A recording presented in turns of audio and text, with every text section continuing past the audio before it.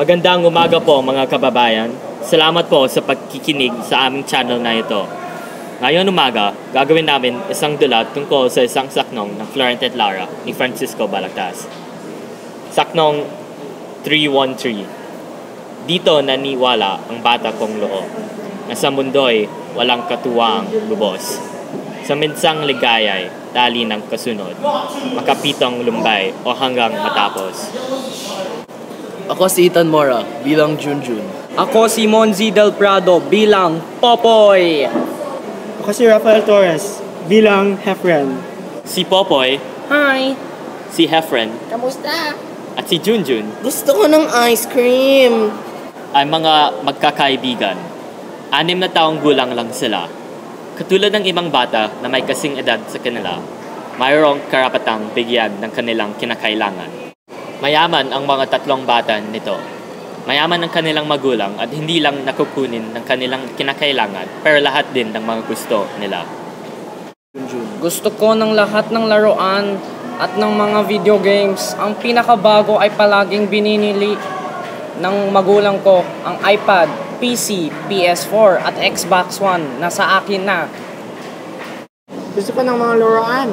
Lahat ng laruan ko ay original dapat. Lahat niyo ay malaki. Parang Toy Kingdom na ang kwarto ko. Ice cream! Ice cream! Ice cream! Yan ang paboritong pagkain ko. Vanilla chocolate ube. Ano mang paborito kong pabor. Basta ice cream. Ito ang mga paboritong gamit ginugusto nila at palaging binibilhan ng mga magulang. Palaging binibili nila para masiyahan ang kanilang anak. Anak, mahal na mahal ko kayo. Nagtrabaho kami ng mga hirap para mas magkapera tayo ngayon.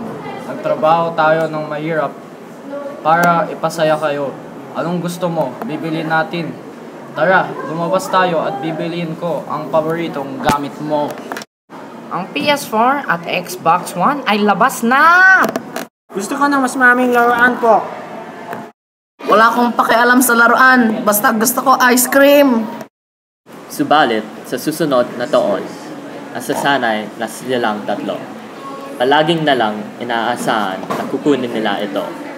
Napapapalayaw na sila.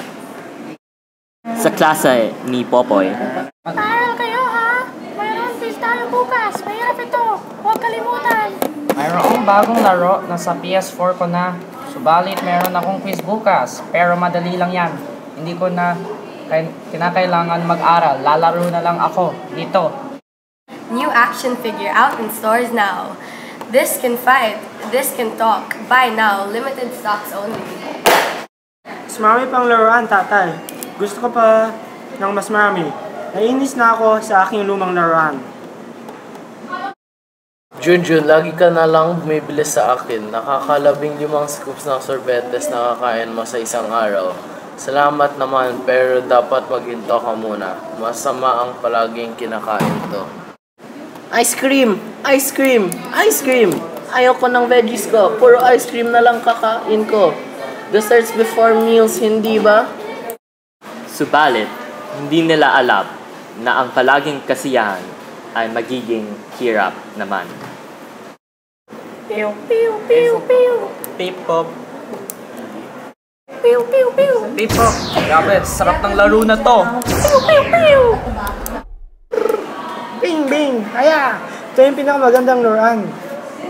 Nom nom nom nom nom. Ang sarap naman ng ice cream ko.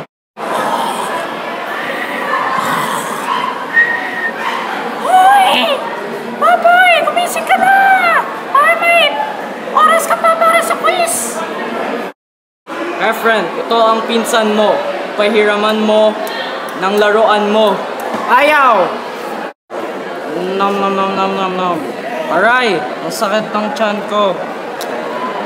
Sa susunod na araw, Popoy! Sabi ng teacher mo, hindi ka napasa sa quiz niya. Kaya ngayon, grounded ka. Naku, nasa remedial classes na ako. Ang hirap talaga ng mga tests namin. Paano ba mag-multiply at mag-divide? Ang hirap talaga. Friend, naging maramot ka na sa laruan mo. Marami kang laruan. Hindi pa napalaro pa at luma at masyadong nalalaro. Di pa masyadong nalalaro. Mahal ang mga ito kaya papamigay ko na. Ayaw ko yung idea nyo. Kailangan ko yung mga laruan na ito. Junjun, ako ay isang dentista. Kailangan ko matingnan ang ngipin mo. Naku, kailangan mo na ng braces.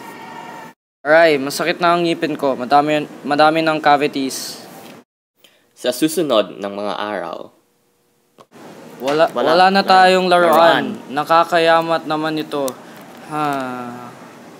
Nam. Yak, ang palaya.